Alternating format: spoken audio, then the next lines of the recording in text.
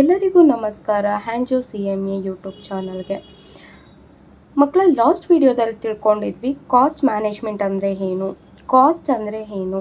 Because ನಾವು cost accountant ಆಗುವಂಥವ್ರು main basic thing ಬಂದು ಕಾಸ್ಟ್ ಅಂದರೆ ಏನು ಅನ್ನೋ ತಿಳ್ಕೊಬೇಕಾಗಿರುತ್ತೆ. ಸೊ ನಾವು ಲಾಸ್ಟ್ ವಿಡಿಯೋದಲ್ಲಿ ಅದನ್ನು ಹೇಳಿದ್ದೇನೆ, ಕಾಸ್ಟ್ ಅಂದರೆ ಏನು.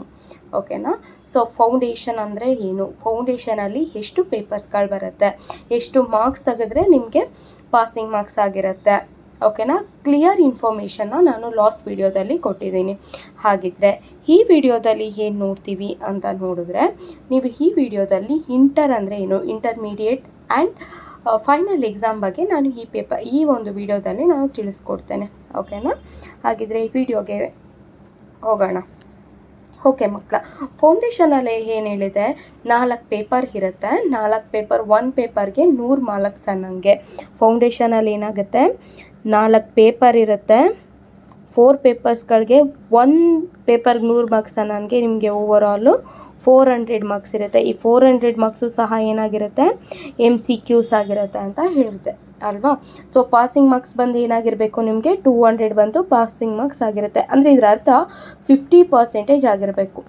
ನಿಮ್ಮದು ಪಾಸಿಂಗ್ ಮಾರ್ಕ್ಸ್ ಏನಾಗಿರಬೇಕು, 50% ಆಗಿರಬೇಕಾಗಿರುತ್ತೆ. ಯಾವುದರಲ್ಲಿ, ಇದು ಫೌಂಡೇಶನಲ್ಲಿ.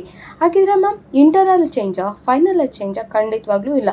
ಇದೇ ಒಂದು ರೂಲ್ಸು ನಿಮಗೆ ಇಂಟರಲ್ಲೂ ಇದೇ ಇರುತ್ತೆ, ಫೈನಲಲ್ಲೂ ಹಿಂಗೆ ಇರುತ್ತೆ. ಓಕೆನಾ. ಸೇಮ್ ಅಲ್ಲೇನಾಗಿರುತ್ತೆ ಅಂದರೆ ಇನ್ನೂ ಎಕ್ಸ್ಟ್ರಾ ಪೇಪರ್ಸ್ಗಳು ಬಂದಿರುತ್ತೆ. ಫೈನಲಲ್ಲಿ ಏನಾಗಿರುತ್ತೆ, ಎಕ್ಸ್ಟ್ರಾ ಪೇಪರ್ಸ್ಗಳು ಬಂದಿರುತ್ತೆ. ಓಕೆನಾ. ಸೊ ಇದು ನಿಮಗೆ ಫೌಂಡೇಶನ್ ಆಗಿರುತ್ತೆ. ಸೊ ನಾವೀಗ ಇಂಟರ್ ಬಗ್ಗೆ ಮಾತಾಡೋಣ. ಇಂಟರ್ಮೀಡಿಯೇಟ್ ನಿಮಗೆ ಹೇಗೆ ತೊಗೊಳ್ಳೋದು ಮ್ಯಾಮ್? ಈಗ ನಾರ್ಮಲಾಗಿ ಹೇಳ್ತಾರೆ ಇಂಟರ್ನ ನಾವು ಡೈರೆಕ್ಟ್ ಎಂಟ್ರಿನೇ ಮಾಡ್ಬೋದು ಅಂತ. ಕೆಲವೊಬ್ಬರು ಹೇಳ್ತಾರೆ ಇಲ್ಲ ನೀನು ಫೌಂಡೇಶನಿಂದ ಹೋಗು. ಏನು ಮೇಡಮ್ ಹಿಂಗೆ ಹೇಳ್ತಿದ್ದಾರಲ್ಲ, ಹೇಗೆ ತೊಗೊಂಡ್ರೆ ಬೆಟರು, ಫೌಂಡೇಶನಿಂದ ಬಂದರೆ ಬೆಟರಾ ಅಥವಾ ಡೈರೆಕ್ಟ್ ಎಂಟ್ರಿ ತೊಗೊಂಡ್ರೆ ಬೆಟರಾ ಅಂತ ಕೇಳಿದ್ರೆ, ಸಿಂಪಲ್ ಮಕ್ಕಳ, ನಿಮ್ಮದು ಗ್ರ್ಯಾಜುಯೇಷನ್ ಆಗಿದೆಯಾ? ಗ್ರ್ಯಾಜುಯೇಷನ್ ಅಂದರೆ ಇವಾಗ ನೀವು BCom ಮಾಡಿದ್ದೀರಾ ಅಥವಾ BBA ಮಾಡಿದ್ದೀರಾ, ಇನ್ನೊಂದು ಯಾವುದೋ ಮಾಡಿರ್ತೀರಾ. ಓಕೆನಾ. ಯಾವುದೇ ಒಂದು ಡಿಗ್ರಿ ಮುಗಿಸ್ಕೊಂಬಂದರೂ ನೀವು ಡೈರೆಕ್ಟ್ ಎಂಟ್ರಿನ ತೊಗೋಬೋದಾಗಿರುತ್ತೆ. ಓಕೆನಾ. ಇಲ್ಲ ಮ್ಯಾಮ್ ನನ್ನ PU ಕಂಪ್ಲೀಟ್ ಆಗಿದೆ, ನನ್ನ PUಲೇ ನಾನು ಕ್ಲಿಯರ್ ನಾಲೆಡ್ಜ್ ಇದೆ ನನಗೆ ಅಕೌಂಟ್ಸ್ ಬಗ್ಗೆ, ನಾನು ನಿಮಗೆ ಅಕೌಂಟ್ಸ್ ಎಲ್ಲ ನೀವು ಏನಾದರೂ ಟೆಸ್ಟ್ ಕೊಟ್ಟರು ಔಟ್ ತೆಗಿತೀರಾ ಅಂತ ಏನಾದರೂ ಅಂತಂದರೆ ನೀವೇನು ಮಾಡ್ಬೋದು, ಡೈರೆಕ್ಟ್ ಎಂಟ್ರಿ ನೀವು ತೊಗೋಬೋದು ಆರಾಮ್ಸೆ. ಓಕೆನಾ. ಇಲ್ಲ ಮ್ಯಾಮ್ ನನಗೆ ಗೊತ್ತೇ ಆಗ್ತಿಲ್ಲ, ವಾಟ್ ಈಸ್ ಅಕೌಂಟ್ಸ್ ಅನ್ನೋದೇ ಗೊತ್ತಿಲ್ಲ ಅಂದರೆ you go to foundation. Simple. ಓಕೆನಾ. ಫೌಂಡೇಶನ್ ತೊಗೊಳ್ಳಿ. ಫೌಂಡೇಶನ್ ಆದಮೇಲೆ ಬೇಕಿದ್ರೆ ಇದಕ್ಕೆ ಬರ್ಬೋದು ಇಂಟರ್ಮೀಡಿಯೇಟ್. ಓಕೆನಾ. ಸೊ ಹಾಗಿದ್ರೆ ಇಂಟರ್ಮೀಡಿಯೇಟ್ ಹೇಗೆ ಮೇಡಮ್ ಪಾಸ್ ಆಗೋದು ಅಂತ ನೋಡಿದ್ರೆ, ಇಂಟರ್ಮೀಡಿಯೇಟಲ್ಲಿ ಮಕ್ಕಳ ನಮಗೆ 8 ಪೇಪರ್ಸ್ ಇರುತ್ತೆ. ಇಂಟರ್ಮೀಡಿಯೇಟರಲ್ಲಿ ನಮಗೆ 8 ಪೇಪರ್ಸ್ ಇರುತ್ತೆ. ಈ 8 ಪೇಪರ್ಸ್ನ ನೀವು ಒಟ್ಟಿಗೆ ಬರಿತೀನಿ ಅಂದರೂ ಬರಿಬೋದು, ಇಲ್ಲ ಡಿವೈಡ್ ಮಾಡ್ಕೊಂಡು ಬರಿತೀನಿ ಅಂದರೂ ಬರಿಬೋದು. ಈ ಡಿವೈಡ್ ಮಾಡ್ಕೊಂಡು ಬರಿತೀನಿ ಅಂತ ಹೇಳಿದ್ರೆ ಹೇಗೆ ಮೇಡಮ್ ಅಂದರೆ, ಒಂದು ಗ್ರೂಪ್ 1 ಅಂತ ಕರಿತೀವಿ, ಇನ್ನೊಂದು ಗ್ರೂಪ್ 2 ಅಂತ ಕರಿತೀವಿ. ಓಕೆನಾ. ಇಂಟರ್ಮೀಡಿಯೇಟಲ್ಲಿ 8 ಪೇಪರ್ಸ್ ಇರುತ್ತೆ. ಈ 8 ಪೇಪರ್ಸ್ಗಳನ್ನ ನೀವು ಎಕ್ಸಾಮ್ ಬರಿತೀನಿ ಅಂದರೆ 8 ಪೇಪರ್ಸ್ನ ಒಟ್ಟಿಗೆ ಬರಿಬೋದು. ಇಲ್ಲ ನನ್ನ ಕೈಲಿ ಬರೆಯೋಕ್ಕಾಗಲ್ಲ ಅಂತ ನನಗೆ ಡಿವೈಡ್ ಮಾಡಿಕೊಡಿ ಅಂತ ಹೇಳಿದ್ರೆ ನೀವು ಗ್ರೂಪ್ ವೈಸ್ ಬೇಕಾದರೂ ಬರಿಬೋದು. ಓಕೆನಾ. ಸೊ ಒಂದು ಗ್ರೂಪ್ಗೆ ನಿಮ್ಗೆ ಎಷ್ಟು ಪೇಪರ್ಸ್ ಬರುತ್ತೆ ಆಗಿದ್ರೆ 4 ಪೇಪರ್ಸ್ ಬೀಳುತ್ತೆ.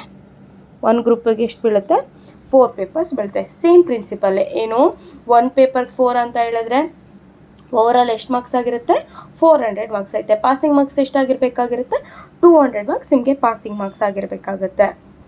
ಕ್ಲಿಯರಾ ಇದರಲ್ಲಿ? ಸೊ ಗ್ರೂಪ್ 2 ಅಲ್ಲೂ ಅಷ್ಟೇ 400 ಮಾರ್ಕ್ಸು, ಪಾಸಿಂಗ್ ಮಾರ್ಕ್ಸ್ ಎಷ್ಟಾಗಿರುತ್ತೆ, 200 ಇರುತ್ತೆ. 50% ತೊಗೊಳ್ಳಿ ಅಷ್ಟೇ. ಓಕೆನಾ. ಸೊ ಗ್ರೂಪ್ 1 ಮ್ಯಾಮ್ ನಾನೀಗ ಗ್ರೂಪ್ 1 ಮಾತ್ರ ಬರೀತೇನೆ ಮ್ಯಾಮ್, ಗ್ರೂಪ್ 2 ಬರೆಯಲ್ವಾ? ಫೈನ್, ಬೇಡ, ಗ್ರೂಪ್ 1 ಬರೀರಿ, ನೆಕ್ಸ್ಟ್ ಗ್ರೂಪ್ 2 ಬರೀರಿ. ಇಲ್ಲ ಮ್ಯಾಮ್ ಫಸ್ಟೇ ಗ್ರೂಪ್ 2 ಬರೀತೀನಿ, ಆಮೇಲೆ ಗ್ರೂಪ್ 1 ಬರೀತೀನಿ. Fine, your wish. ಬಟ್ ಏನಂದರೆ ಗ್ರೂಪ್ ವೈಸ್ 2 ಗ್ರೂಪು ಅವರೇ ಡಿವೈಡ್ ಮಾಡಿರ್ತಾರೆ, ಅದ್ರ ತಕ್ಕ ಹಾಗೆ ಬರ್ಕೊಂಡು ಹೋಗೋ ಥರ ಇರುತ್ತೆ. ಓಕೆನಾ. ಫೈನ್. ಹಾಗಿದ್ರೆ ಮ್ಯಾಮ್ ಗ್ರೂಪ್ 1ನಲ್ಲಿ ಬರುವಂತಹ ಪೇಪರ್ಸ್ಗಳು ಯಾವ್ದ್ಯಾವುದು ಮ್ಯಾಮ್, ಯಾವ ಸಬ್ಜೆಕ್ಟ್ಸ್ಗಳಿರ್ಬೋದು ಮ್ಯಾಮ್ ಅಂತ ಕೇಳ್ತೀನಿ ಅಂದರೆ ತುಂಬ ಈಸಿ ಮಕ್ಕಳ. ಅದು ಲಾ ಆ್ಯಂಡ್ ಎಥಿಕ್ಸ್ ಅಂತ ಹೇಳ್ತೀವಿ. ಲಾಸ್ ಕೇಳಿರ್ತೀರಾ ಅಲ್ವಾ, ಲಾ ಆ್ಯಂಡ್ ಎಥಿಕ್ಸ್ ಇರ್ಬೋದು, ಇಲ್ಲಾಂದರೆ ಫಿನಾನ್ಷಿಯಲ್ ಅಕೌಂಟಿಂಗ್ ಇರ್ಬೋದು. ಫಿನಾನ್ಷಿಯಲ್ ಅಕೌಂಟಿಂಗ್ ಯಾವ್ದು ಹೇಳಿ, ಬೇಸಿಕ್ಸ್ ಆಫ್ ಅಕೌಂಟ್ಸ್ ಇರುತ್ತೆ. ಓಕೆನಾ. ಫಿನಾನ್ಷಿಯಲ್ ಅಕೌಂಟಿಂಗು ನೀವು ಪಿ ಯುಲೆಲ್ಲ ಓದಿರ್ತೀರ ಮಕ್ಕಳೇ, ನಿಮಗೆ ಈಸಿ ಆಗುತ್ತೆ. ಓಕೆನಾ, ನೀವು ಈಸಿಯಾಗಿ ಪಾಸ್ ಮಾಡ್ಬೋದಾಗಿರುತ್ತೆ. ಬಟ್ ಏನಂದರೆ ಶ್ರಮ ಪಡಬೇಕು. ಪಕ್ಕ ಸಬ್ಜೆಕ್ಟ್ ಏನಿದೆ, ಏನು ಓದ್ತಾ ಇದ್ದೀನಿ ಅನ್ನೋದನ್ನು ತಿಳ್ಕೊಂಡ್ರೆ ನೀವು ಖಂಡಿತವಾಗ್ಲೂ ಪಾಸ್ ಮಾಡ್ಬೋದು. ಥರ್ಡ್ ಒಂದು ಸಬ್ಜೆಕ್ಟ್ ಬಂದು ಡೈರೆಕ್ಟ್ ಆ್ಯಂಡ್ ಇಂಡೈರೆಕ್ಟ್ ಟ್ಯಾಕ್ಸ್ ಅಂತ ಹೇಳ್ತೀವಿ. Fourth one is cost accounting. ಓಕೆನಾ. ಈ 4 ಸಬ್ಜೆಕ್ಟ್ಸ್ ನಿಮಗೆ ಗ್ರೂಪ್ 1ನಲ್ಲಿ ಬರುವಂಥದ್ದು. ಯಾವುದ್ಯಾವುದು? Law, ethics, financial accounting, direct and indirect tax and cost accounting. 4 ಬಂದು ನಿಮಗೆ ಗ್ರೂಪ್ 1ನಲ್ಲಿ ಬರುವಂಥದ್ದು. ಓಕೆನಾ ಮ್ಯಾಮ್. ಗ್ರೂಪ್ 1ನಲ್ಲಿ ಇವಾಗ ನಾನು 2 ಪೇಪರ್ ಮಾತ್ರ ಬರೀತೀನಿ ಮ್ಯಾಮ್, ಮಿಕ್ಕಿದ್ದು ಬರೆಯಲ್ಲ ಮ್ಯಾಮ್. ಲಾಸ್ ಯಾರಿಗೆ? ನಿಮಗೆ ಲಾಸ್. ಬರೀರಿ, ಬೇಡ ಅನ್ನಲ್ಲ, ಆದರೆ ನಿಮಗೆ ಅದು ಮಾರ್ಕ್ಸ್ ಬರಲ್ಲ. ನೀವು ಬರೆದ್ರು ನನಗೇನು ಪಾಸಿಂಗ್ ಮಾರ್ಕ್ಸ್ ಎಷ್ಟು ಬೇಕು? ನನಗೆ 200. ಅರ್ಥ ಆಗ್ತಿದೆ? ನೀವು 200 ತೆಗಿಲೇಬೇಕಾಗಿರುತ್ತೆ ಪಾಸಿಂಗ್ ಮಾರ್ಕ್ಸು. ಸೊ ನೆಕ್ಸ್ಟ್ ಒಂದು ಬಂದು ಗ್ರೂಪ್ 2. ಗ್ರೂಪ್ 2ಅಲ್ಲಿ ನೋಡ್ತೀನಿ ಅಂತ ಹೇಳಿದ್ರೆ, ಗ್ರೂಪ್ 2ಅಲ್ಲಿ operation management and strategical management ಅಂತ ಹೇಳ್ತೀವಿ. Operational management and strategical management ಅಂತ ಹೇಳ್ತೀವಿ.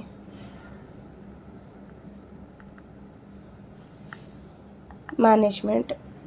ಓಕೆನಾ. Second one corporate accounting and audit. ಕಾರ್ಪೊರೇಟಲ್ಲಿ ಯಾವ ರೀತಿಯಾದ ಆಡಿಟಿಂಗ್ ಅಕೌಂಟಿಂಗ್ ಮಾಡ್ತೀವಿ ಅಂತ, ಅಕೌಂಟಿಂಗ್ ಆ್ಯಂಡ್ ಆಡಿಟಿಂಗ್. ಓಕೆನಾ. ಥರ್ಡ್ ಒಂದು ಫಿನಾನ್ಷಿಯಲ್ ಮ್ಯಾನೇಜ್ಮೆಂಟ್. ಗ್ರೂಪ್ 1ನಲ್ಲಿ ಏನು ನೋಡಿದ್ವಿ? ಗ್ರೂಪ್ 1 ಫಿನಾನ್ಷಿಯಲ್ ಅಕೌಂಟಿಂಗ್ ನೋಡಿದ್ವಿ. ಈ ಒಂದು ಗ್ರೂಪ್ 2ಅಲ್ಲಿ ಏನು ನೋಡ್ತೀವಿ? ಫಿನಾನ್ಷಿಯಲ್ ಮ್ಯಾನೇಜ್ಮೆಂಟ್, ಹೇಗೆ ಮ್ಯಾನೇಜ್ ಮಾಡ್ತೀವಿ ಅನ್ನೋದನ್ನು ನೋಡ್ತೀವಿ. ಸೊ 4ಅಲ್ಲಿ ಏನಾಗಿರುತ್ತೆ? ಇದಿನ್ನೂ ಇದೆ, financial management and data, business data analysis. Business data analysis. Last one is management accounting.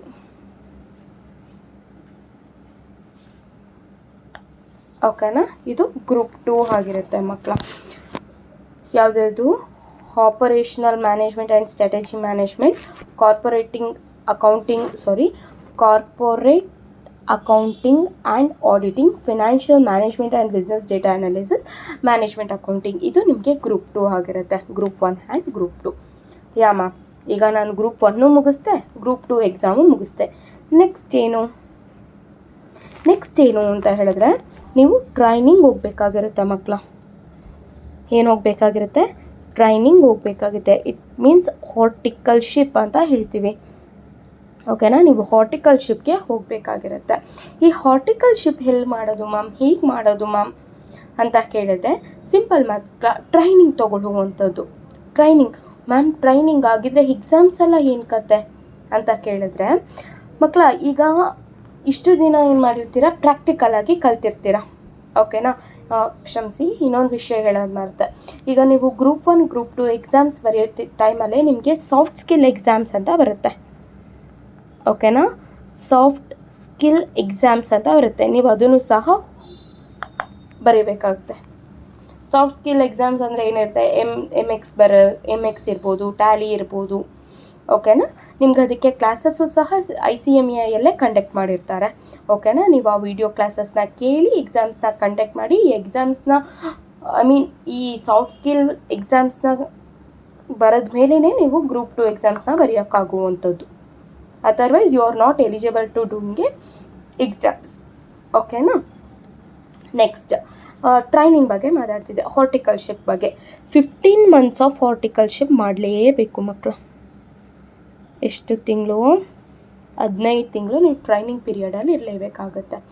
ಏನು ಟ್ರೈನಿಂಗ್ ಪೀರಿಯಡ್ ಅಂತ ಹೇಳಿದ್ರೆ, ಅದೇ ಹೇಳಿದೆ ಅಲ್ವಾ, ಇಷ್ಟು ದಿನ ನೀವು ಬುಕ್ಸಲ್ಲಿ ಓದಿರ್ತೀರ, ಬುಕ್ಸಲ್ಲಿ ನೀವು ಪ್ರಾಕ್ಟಿಕಲ್ ಕಲ್ತಿರ್ತೀರ. ಆ ಪ್ರಾಕ್ಟಿಕಲ್ನ ಒಂದು ಇಂಡಸ್ಟ್ರಿಯಲ್ಲಾಗಿರ್ಬೋದು, ಒಂದು ಫಿನಾನ್ಷಿಯಲ್ ಕಂಪ್ನಿಲಾಗಿರ್ಬೋದು, ಒಂದು ಕಾರ್ಪೊರೇಟ್ ಕಂಪ್ನಿಲಾಗಿರ್ಬೋದು, ಯಾವ ರೀತಿ ಅಪ್ಲೈ ಮಾಡ್ತಿದ್ದಾರೆ, ಯಾವ ರೀತಿ ಯೂಸ್ ಮಾಡುವಂಥದ್ದು ಅರ್ಥ ಆಗ್ತಿದೆಯಾ? ನೀವು ಕಲ್ತಿರುವಂತಹ ವಿಷಯ ಹೇಗೆ ನೀವು ಅಪ್ಲೈ ಮಾಡ್ತಿರ್ತೀರಾ, ಹೇಗೆ ನಾನು ಮುಂದುವರ್ಸ್ಕೊಂಡು ಹೋಗುವಂಥದ್ದು ಅನ್ನೋದನ್ನು ನಿಮ್ಗೆ ಎಲ್ಲಿ ಸಿಗುತ್ತೆ, ಈ ಒಂದು 15 ಮಂತ್ಸ್ ಆಫ್ ಟ್ರೈನಿಂಗ್ ಪೀರಿಯಡಲ್ಲಿ ನೀವು ಕಲಿತೀರಾ. ಓಕೆನಾ? ನೆಕ್ಸ್ಟ್, ಓಕೆ ಮ್ಯಾಮ್ ನಂದು 15 ಮಂತ್ಸ್ ಟ್ರೈನಿಂಗ್ ಪೀರಿಯಡು ಮುಗಿಸ್ಬಿಟ್ಟೆ ಮ್ಯಾಮ್, ಹಂಗೂ ಹಿಂಗೂ, ನೆಕ್ಸ್ಟ್ ಏನು ಮ್ಯಾಮ್ ಅಂತ ಕೇಳಿದ್ರೆ, ನೆಕ್ಸ್ಟ್ ಡೇ ಫೈನಲ್ ಎಕ್ಸಾಮ್ಸ್ ಬರುವಂಥದ್ದು. ನೆಕ್ಸ್ಟ್ ಬರುವಂಥದ್ದೇ ಫೈನಲ್ ಎಕ್ಸಾಮ್ಸು. ಈ ಫೈನಲ್ ಎಕ್ಸಾಮ್ಸಲ್ಲೂ ಅಷ್ಟೇ ಏನಾಗುತ್ತೆ, 2 ಗ್ರೂಪ್ಸ್ ಇರುತ್ತೆ, ಸೇಮ್ ಸಬ್ಜೆಕ್ಟ್ಸ್ ಇರಲ್ಲ, ಸಬ್ಜೆಕ್ಟ್ಸ್ ಚೇಂಜ್ ಇರುತ್ತೆ. ಓಕೆನಾ? ಸೇಮ್ ನಿಮಗೆ ಮಾರ್ಕ್ಸ್ ಇರುತ್ತೆ, 800 ಮಾರ್ಕ್ಸ್, ಸೇಮ್ 50%. ನನಗೇನಂದರೆ 50% ಅಂದರೆ ನಿಮಗೆ ಮಕ್ಕಳೇ ಇಲ್ಲಿ ಏನು ಗೊತ್ತಾ, ಫೌಂಡೇಶನ್ ತೊಗೊಳ್ತೀರಾ ಅಲ್ವಾ, ಫೌಂಡೇಶನಲ್ಲಿ ಬರೀ ನಿಮಗೆ MCQs ಮಾತ್ರ ಇರುತ್ತೆ. ಫೌಂಡೇಶನಲ್ಲಿ ಬರೀ MCQs ಇರುತ್ತೆ. ಅದೇ ನೀವು ಇಂಟರ್ಮೀಡಿಯೇಟ್ ಬರ್ತೀನಿ ಅಂತ ಹೇಳಿದಾಗ ಡಿಸ್ಕ್ರಿಪ್ಟಿವ್ ಅಂತ ಹೇಳ್ತೀವಿ. ಅಂತ ಹೇಳಿದ್ರೆ ಲೆಕ್ಕ ಮಾಡ್ತೀವಲ್ವಾ, ಪ್ರಾಕ್ಟಿಕಲ್ ಮಾಡ್ತೀವಲ್ವಾ, ಪ್ರಾಕ್ಟಿಕಲ್ ಮಾಡುವಂಥದ್ದು 70% ಇರುತ್ತೆ. ಇನ್ನು ಬೇರೆದೆಲ್ಲ ಇನ್ನು MCQಸು ಬೇರೆದೆಲ್ಲ ಇನ್ನು 30% ಇರುತ್ತೆ, ಫಿಲ್ ಇನ್ ದ ಬ್ಲ್ಯಾಂಕ್ಸು. ಓಕೆನಾ? ಇನ್ನೆಲ್ಲ 30% ಇರುತ್ತೆ, 70% ನಿಮಗೆ ಪ್ರಾಕ್ಟಿಕಲ್ಲೇ ಇರುವಂಥದ್ದು.